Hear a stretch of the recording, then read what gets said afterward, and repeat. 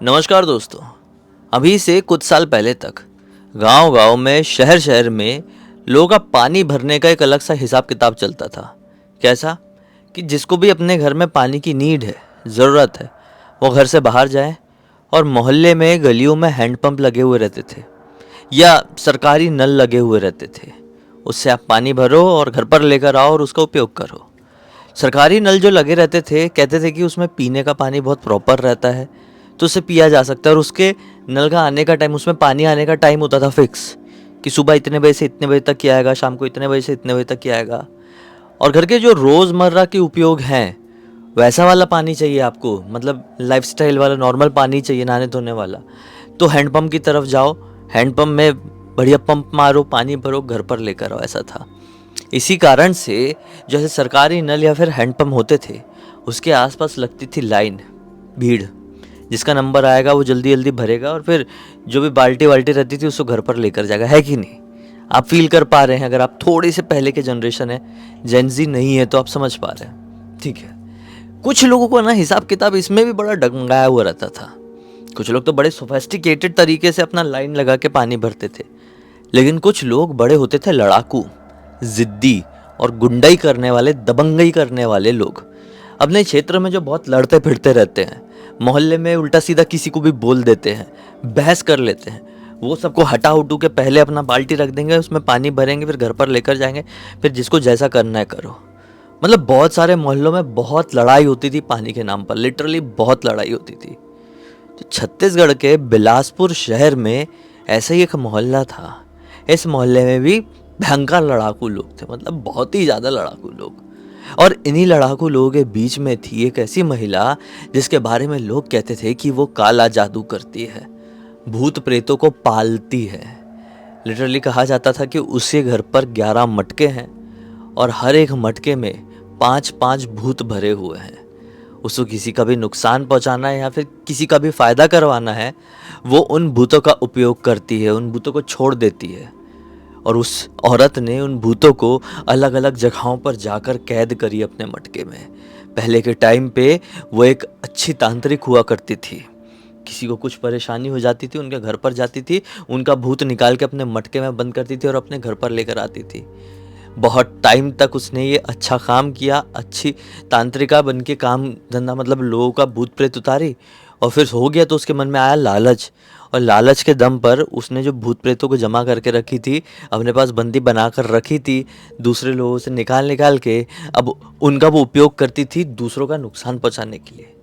अब वो मतलब काली शक्तियों को साधने लगी थी, वो शैतान की साधक बन गई थी। वो उस मोहल्ले में रहती थी और वो बहुत लड़ती थी पानी भरने के टाइम पे। लिटरली जब वो लड़ने के लिए आती थी ना, तो पूरे मोहल्ले में किसी की भी अंदर हिम्मत नहीं थी कि उसको थोड़ा भी ऊंची आवाज़ में कुछ बोल दे। उसके सामने कोई चूका चाबी नहीं कर पाता था कि हाँ भाई तो पानी भरने आई है, अपना पानी भर ले, चाहे सबको लेट हो रहा हो, नल जा रहा हो, कोई चिंता नहीं है, लेकिन तू किसी से मत लड़ना, ऐसा वाला सीन था। लेकिन इसी मोहल्ले में इसी डायन, मतलब ये जो ऐसे काम करने वाली औरतें होती हैं ना, उनको डायन कहा जाता है। तो इसी डायन के घर के बाजू में एक पिंकी नाम की लड़की रहा करती थी, जो कि काफ़ी कम उम्र की थी।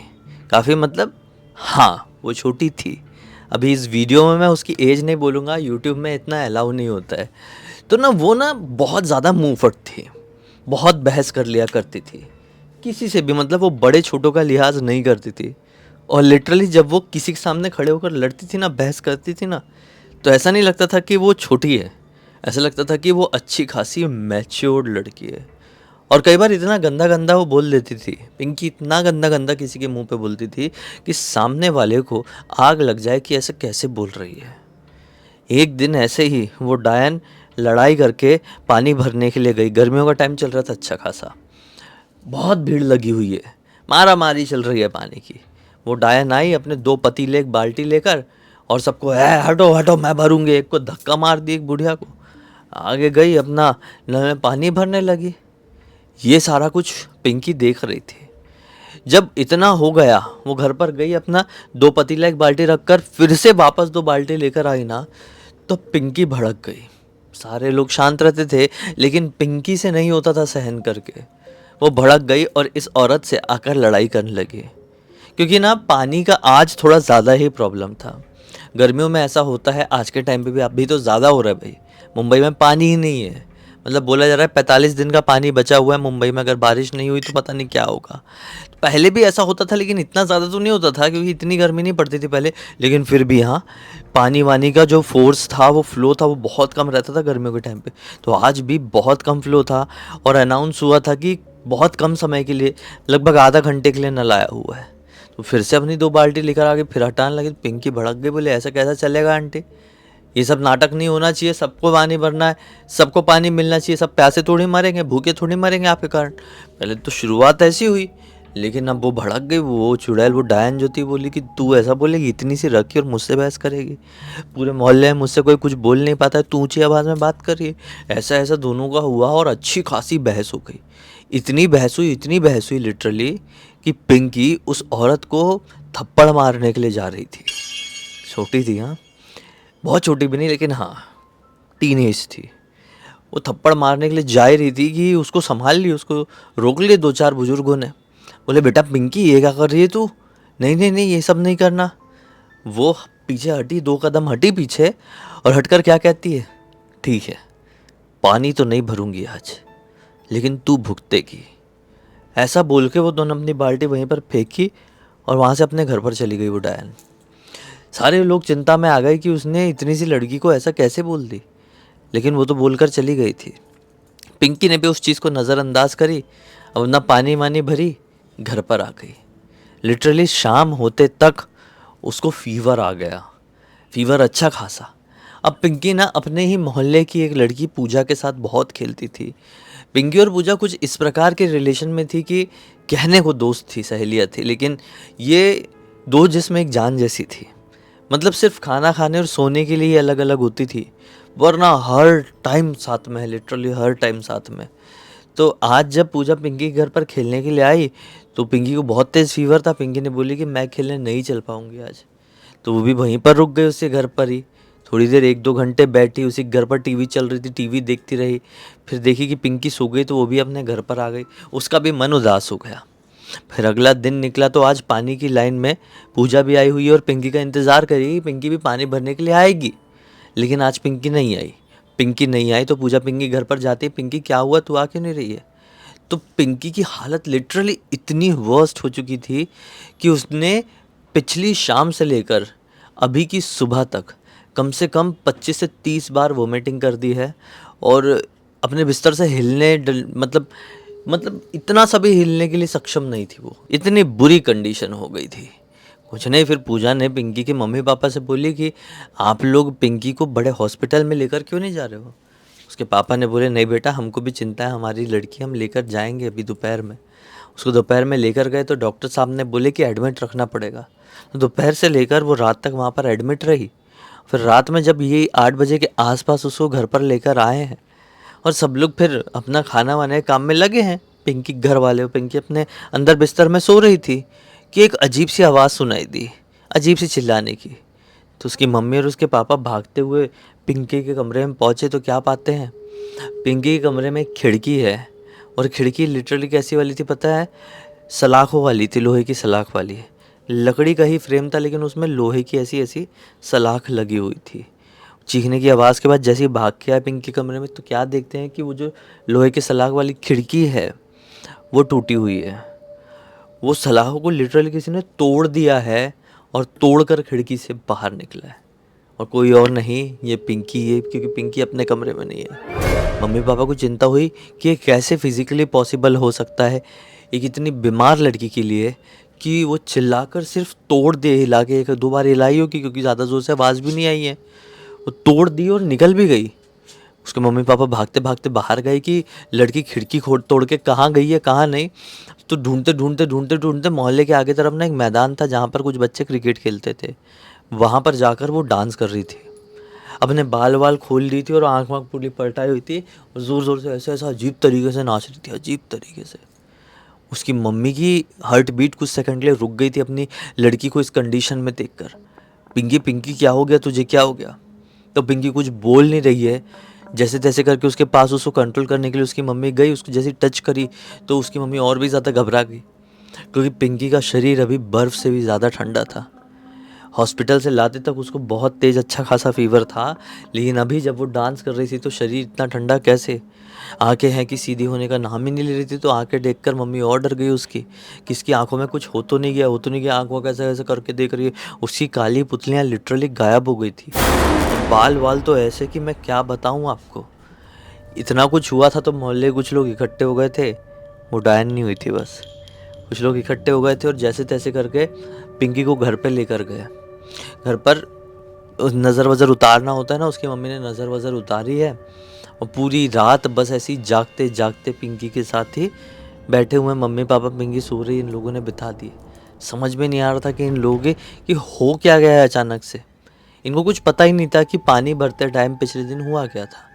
फिर अगला दिन निकलता है और अगले दिन मोहल्ले का कोई आदमी आता है और पिंकी की मम्मी पापा को पूरी बात बताता है कि डायन ने पिंकी को ऐसा ऐसा बोली थी, पिंकी ने लड़ाई करी थी।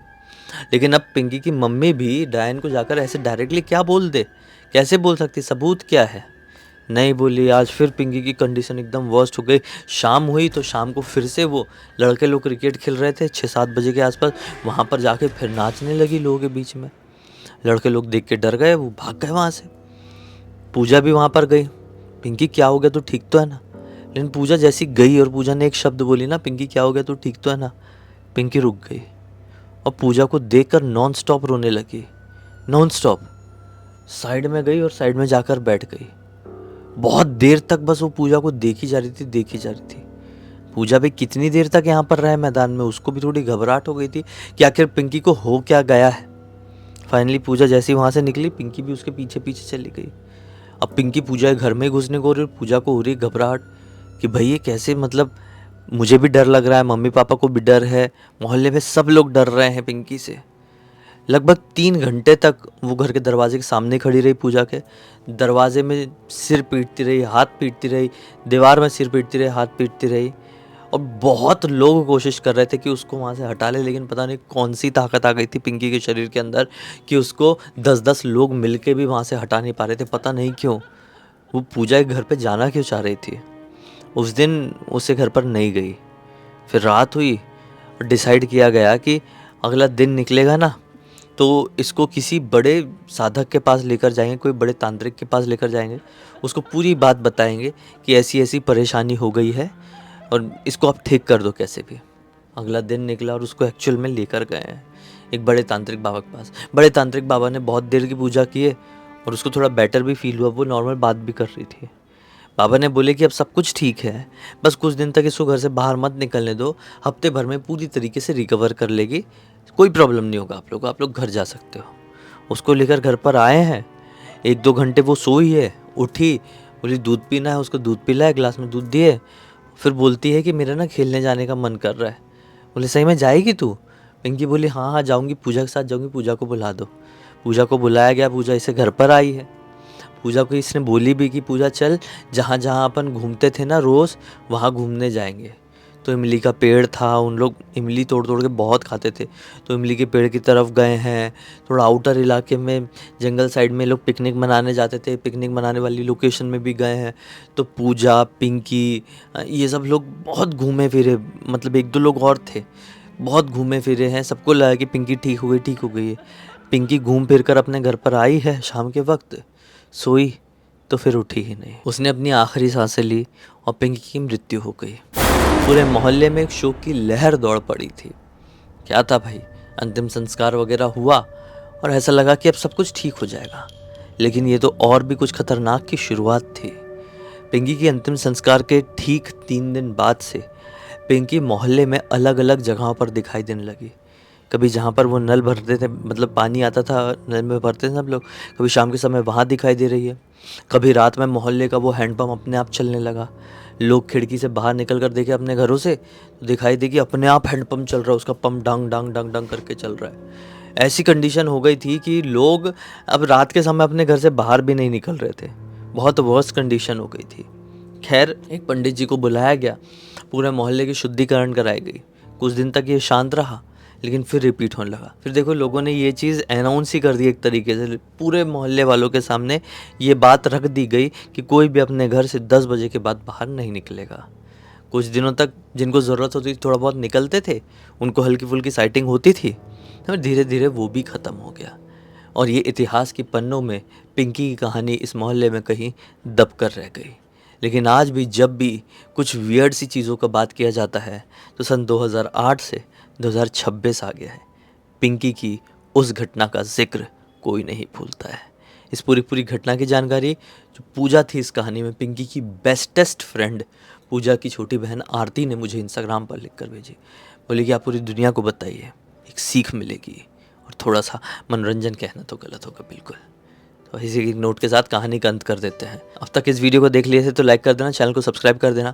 इंस्टाग्राम और हमारी वेबसाइट और हमारे गेमिंग चैनल का लिंक आपको डिस्क्रिप्शन बॉक्स में मिल जाएगा। इंस्टाग्राम में ऐसी कोई कहानी आपके पास है तो लिख के भेज सकते हैं। हमारी वेबसाइट में आके हमारे प्रोडक्ट और सर्विसेज चेकआउट कर लेना, कुछ अच्छा लगे तो खरीद भी सकते हो। और हमारे गेमिंग चैनल में आके भाई आपका एंटरटेनमेंट होगा डबल, क्योंकि हॉरर गेम्स हम वहाँ पर खेलते हैं और डिफरेंट डिफरेंट टाइप के भी। तो मज़ा तो बहुत आता है डर के साथ, तो जुड़ जाओ वहाँ पे भी। बाकी यहाँ पे तो कल फिर से मिल ही रहे हैं, तब तक के लिए बहुत बहुत धन्यवाद। आपका दिन शुभ हो।